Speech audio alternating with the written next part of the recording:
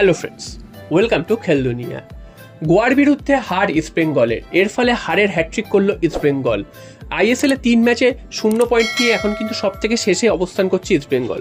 তো আজকের ম্যাচটা শুরু থেকেই আমরা দেখেছি যে ইস্ট বেঙ্গলের ডিফেন্সের বেহাল অবস্থা। ইস্ট বেঙ্গল কিন্তু বারবার তাদের ডিফেন্সকে ফাম্বেল করছিল এবং যার ফলে কিন্তু 20 মিনিট বা 21 মিনিটের মাথায় কিন্তু 2টো গোল হজম করে এবং তারপর ইস্ট বেঙ্গল একটা পেনাল্টি পায়, সেই পেনাল্টি থেকে সমতায় ফেরায়। তারপর মনে করা হয়েছিল যে ইস্ট বেঙ্গল হয়তো ঘুরে দাঁড়াবে, কিন্তু না, ইস্ট বেঙ্গল কিন্তু একদমই অ্যাটাক করতে পারছিল না। উল্টো দিকে যখনই কাউন্টার অ্যাটাক হচ্ছিল তখনই কিন্তু ইস্ট বেঙ্গল ডিফেন্স পুরো ফাঁকা হয়ে যাচ্ছিল। তো সব মিলিয়ে কিন্তু ইস্ট বেঙ্গলের অবস্থা খুব একটা ভালো ছিল না ফার্স্ট হাফে, এবং সেকেন্ড হাফে শুরু থেকেও কিন্তু সেই একই ধরনের খেলা ইস্ট বেঙ্গল খেলতে থাকে। কোনো পজিটিভ আক্রমণ হচ্ছিল না, মাঝ মাঠে যাও খেলা খেলছিল কিন্তু সেখান থেকে কিন্তু কোনো পজিটিভ চান্স ক্রিয়েট হচ্ছিল না। এবং তারপরে কিন্তু 60 মিনিট নাগাদ ইস্ট বেঙ্গল তৃতীয় গোলটা খায় এবং সেই গোল খাওয়ার পর কিন্তু ম্যাচ থেকে পুরোপুরি তারা হারিয়ে যায়। বোরা দেখিয়ে দিয়ে গেলেন যে হ্যাটট্রিক কী করে করতে হয় এবং বোরা হ্যাটট্রিক করে কিন্তু ম্যাচের সেরাও হলেন।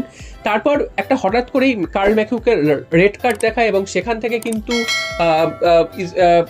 গোয়া 10 জনে হয়ে যায় এবং সেই অ্যাডভান্টেজটা ইস্ট বেঙ্গল কিছুটা পায়, যার ফলে কিন্তু ইস্ট বেঙ্গল সেই সময় একটি গোল শোধ করেন, 2-3 হয়ে যায় সেই সময়। তারপর কিন্তু ইস্ট বেঙ্গল প্রচুর চাপ দিয়েছিল লাস্ট 10 মিনিটে, সেই লাস্ট 10 মিনিটে কিন্তু কিছুই করতে পারেনি ইস্ট বেঙ্গল।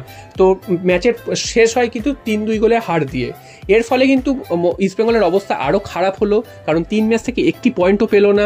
উল্টো দিকে মোহামেডান নতুন এসছে, তারা কিন্তু এসে একটা ম্যাচ জিতেছে, একটা ম্যাচ ড্র করেছে, তারাও কিন্তু বেশ ভালো জায়গায় রয়েছে লিগ স্ট্যান্ডিংয়ে। সেখানে ইস্ট বেঙ্গল এত বছর ধরে খেলছে এবং এই বছর কিন্তু সব থেকে ভালো দল করেছিল ইস্ট বেঙ্গল লাস্ট 4-5 বছরের হিসাবে।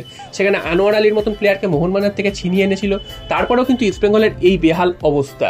তো এই বেহাল অবস্থার জন্য তোমাদের কি মনে হয়, কে দায়ী, কোচ দায়ী? তো তোমরা কিন্তু অবশ্যই কমেন্ট করে জানিও। যদিও আজকের খেলার পর কোচের নামে কিন্তু গো ব্যাক ধ্বনি শোনা গেছে এবং দেখা যাক কোচ কতদিন থাকেন, কারণ যা অবস্থা দলের এবং কার্লোস কুয়াদ্রাত যে দলকে একদম কন্ট্রোল করতে পারছে না সেটা কিন্তু স্পষ্ট। তো আজকের ম্যাচের পর হয়তো কোচ বদল হলেও হতে পারে এবং কুয়াদ্রাতের মুখ চোখও কিন্তু খুব একটা ভালো দেখাচ্ছিল না, কারণ হয়তো তিনিও পদত্যাগ করতে পারেন।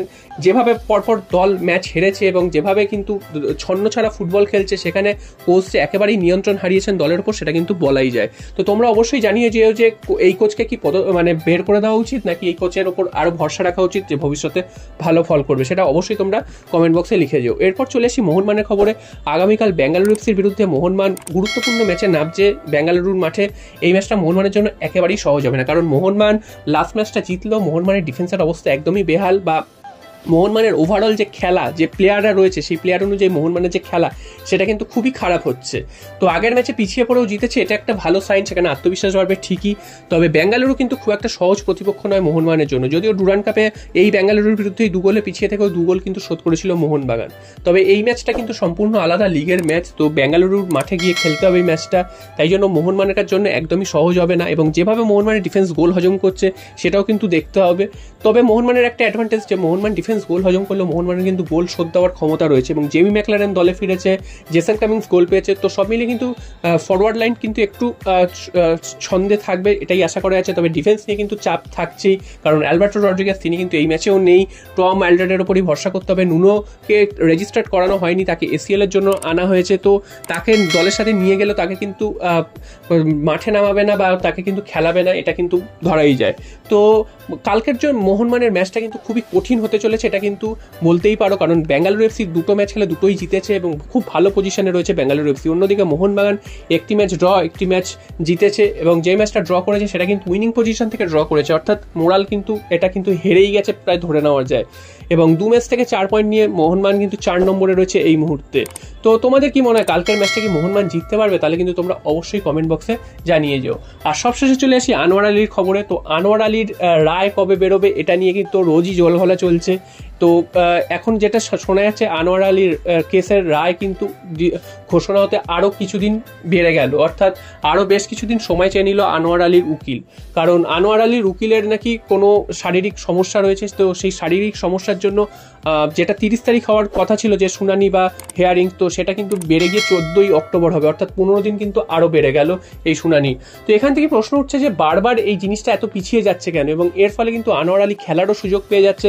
যে প্লেয়ার প্রমাণ হয়ে গেছে তিনি দোষ করেছেন এবং আনজাস্ট কাজ করেছেন, তারপরেও সেই প্লেয়ারটি দিনের পর দিন খেলে যাচ্ছে, তার শাস্তি দিনের পর দিন পিছিয়ে যাচ্ছে, তাহলে তো এই পুরো প্রক্রিয়াটাই একদম প্রশ্নচিহ্নের মুখে উঠে যায় যে এরকমভাবে যদি কোনো প্লেয়ার চুক্তি ভঙ্গ করে বেরিয়ে যায় এবং তারপরে এই কোর্ট কেসের মাধ্যমে তিনি যদি দিনের পর দিন তার সময় বাড়িয়ে যান এবং তারপর খেলেও যান, তাহলে তো আর কোনো প্রয়োজনই নেই এই চুক্তি করার।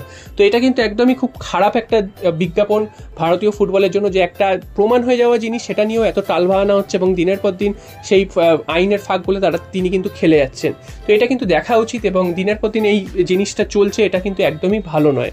যদিও আরও 15 দিন যে সময় চেয়েছে সেটা কিন্তু কোর্ট মেনে নিয়েছে এবং তারপর মানে পিএসসি কিন্তু মেনে নিয়েছে, তারপর কিন্তু ওই 14 তারিখে ফাইনাল ডিসিশন দেবে। সেখানে যদি আবার যে শাস্তি যদি বহাল ছিল সেই শাস্তি যদি দেয়, তাহলে কিন্তু আনোয়ার আলী আবার কিন্তু ছিটকে যাবে। তো যা মনে করা হচ্ছে যে প্রথমে 30 তারিখ অবধি অর্থাৎ 2টো ম্যাচ খেলার অনুমতি পেয়েছিলেন আনোয়ার আলী, এখন মনে হচ্ছে অক্টোবরের 14 তারিখ অবধি ইস্টবেঙ্গলের যে কটা ম্যাচ আছে সেই কটা ম্যাচেই তিনি কিন্তু খেলতে পারবেন। তার কিন্তু যে শাস্তি সেটা কিন্তু ততদিন অবধি রদ থাকবে বা আটকে থাকবে। তো তোমাদের কি মনে হয় এই জিনিসটা কি এরকম হওয়া উচিত? সেটাও তোমরা কিন্তু অবশ্যই কমেন্ট বক্সে